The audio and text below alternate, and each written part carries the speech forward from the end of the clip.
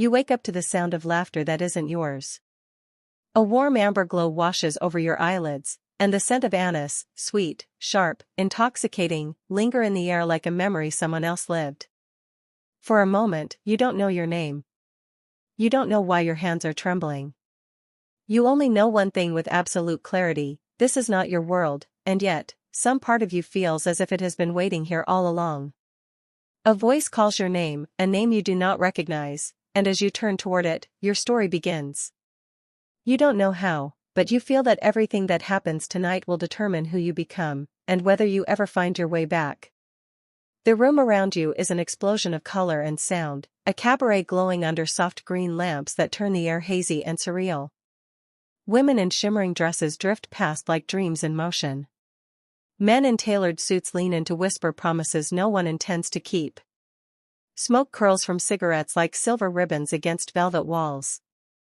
And on every table, like a small green jewel, sits a glass filled with absinthe, thin, luminous, dangerous.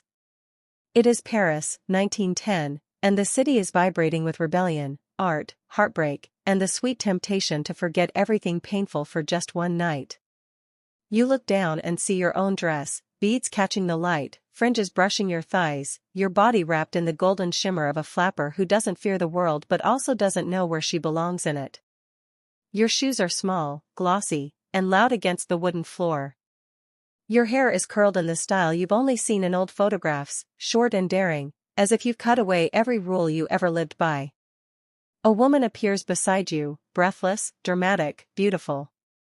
"There you are," she says, taking your hand like someone who has loved you for years. "Don't drift off like that. Not tonight. You promised me you'd stay until the very end." Her eyes are begging you, not in desperation, but in hope. In a strange way, you feel like you've broken this promise before. You follow her because your body remembers the dance steps your mind hasn't learned yet. She pulls you toward the center of the cabaret, where music swells and people cheer as if trying to drown their loneliness with sound. Someone places a glass of absinthe in your hand. The liquid glows like a strange green moon in a spoonful of darkness. You hesitate, because something inside you whispers that you don't belong here, yet everyone around you acts as if this moment is your destiny. You take a small sip. The world softens. Your heartbeat slows, then races, then slows again. The lamps blur into halos. Someone speaks behind you, and the words stretch like they're floating underwater.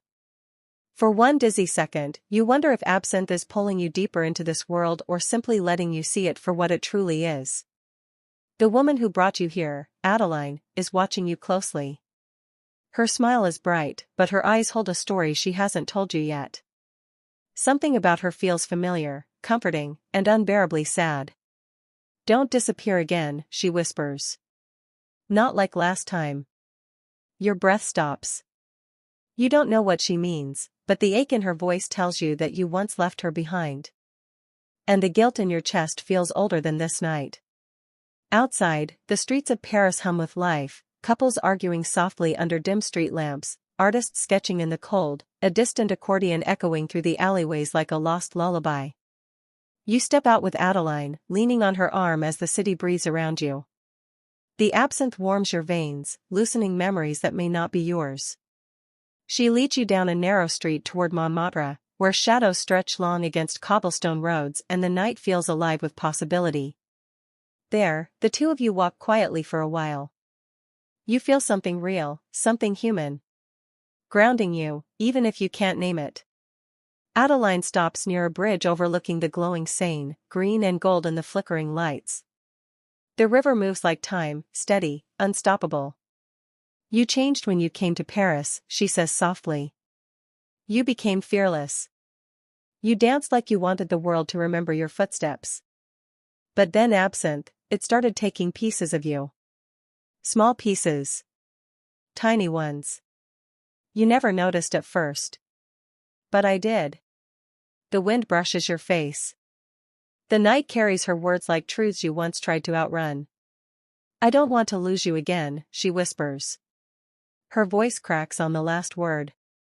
You stare at the river, its currents guiding every reflection into something new. And for the first time since you woke up here, you feel the weight of two lives pressing against each other, the one you knew, and the one this city believes you still live. Adeline reaches out and touches your face gently. Promise me you'll come back, she says. Not just here. To yourself. A long silence stretches between you, soft and heavy like a final question. You take her hand. I promise. She smiles through her tears, and for a moment, the city feels still. The lights shimmer like stars floating on water. The wind carries laughter from the cabaret. And the night holds both of you as if trying to protect a fragile truth neither of you can fully grasp. When you return to the club, the music has changed. The rhythm is slower, deeper, pulling on your heart with every note. You step inside, and the room feels different, not wild, but tender. Not loud, but honest. The people here aren't running from life, they're clinging to whatever pieces of it they can hold. You dance with Adeline. For minutes or hours, you can't tell, your body moves freely, grounded not in absinthe but in emotion. Your breath steadies. The haze lifts. And slowly, your sense of self returns, like a memory thawing after years of winter. When the night ends, the cabaret dims to quiet shadows. People leave in pairs or alone, humming softly, walking through the early blue light of dawn. You stand at the door, looking out at Paris as the sun begins to rise. The sky blushes pink. The city exhales. The world feels real again. Adeline wraps her arm around you gently. You are stronger than the world that tried to swallow you, she says. Come back to yourself, and I'll still be here. You close your eyes. The sunlight touches your skin like forgiveness. And somewhere inside you, somewhere deep and quiet, you feel the pieces of your life, old and new, stitching themselves together. This time, you choose to stay awake. You choose to stay present. And as the first morning light fills the streets of 1910's Paris, you realize something. You may not know how you arrived here. But you finally understand why you stayed. You stayed to find yourself again. And you did. When the night ends, the cabaret dims to quiet shadows. People leave in pairs or alone, humming softly, walking through the early blue light of dawn. You stand at the door, looking out at Paris as the sun begins to rise. The sky blushes pink. The city exhales. The world feels real again. Adeline wraps her arm around you gently. You are stronger than the world that tried to swallow you, she says. Come back to yourself, and I'll still be here. You close your eyes. The sunlight touches your skin like forgiveness. And somewhere inside you, somewhere deep and quiet, you feel the pieces of your life, old and new, stitching themselves together. This time, you choose to stay awake. You choose to stay present. And as the first morning light fills the streets of 1910's Paris, you realize something. You may not know how you arrived here. But you finally understand why you stayed. You stayed to find yourself again. And you did.